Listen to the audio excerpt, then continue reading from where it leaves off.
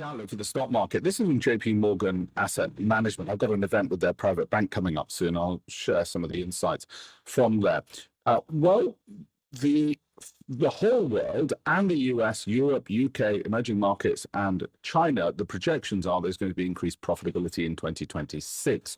Now, there's a problem with that. It's both positive and negative. It's positive in that if they're right, we shouldn't have any crashes. The problem is that if the expectations are set so high and those are missed, then prices will fall. So what looks positive could actually turn out to be quite negative. It's the kind of nuances that we try and get across to our clients on the Great Investments program as well. So as ever, it's a double-edged sword and there's no guarantee that we'll only soar ahead. I would rather these expectations were positive than negative, although when they're negative, it is quite good because it's a lower bar to beat, and often you've got the bottom of a stock market fall when they are negative. Does it mean you've got the top of a stock market rally when they're also positive? Quite possibly, which is why we do daily and weekly updates for clients, just in case, so they know there's somebody in the lighthouse keeping an eye out for them.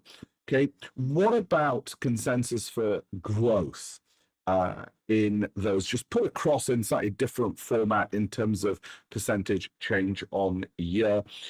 When we look at the regions, and you can see it on the right-hand graph over there, and it's emerging markets, they think that'll have the biggest earnings per share growth. Here's the problem.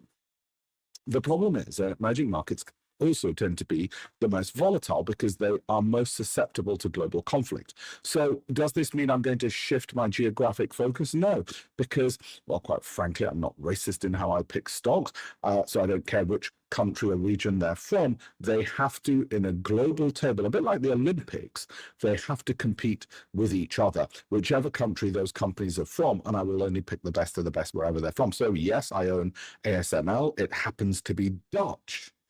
Okay, and they're not always all American. America has more companies than any other individual country. They might be British, they might be European. Not the point. If you want to become a client, have a look at alpeshpatel.com. We'll give you a free pension review as well. Save this video for later and share it and like it as well, because that helps the algorithm and it means more people will get to see it. Thank you.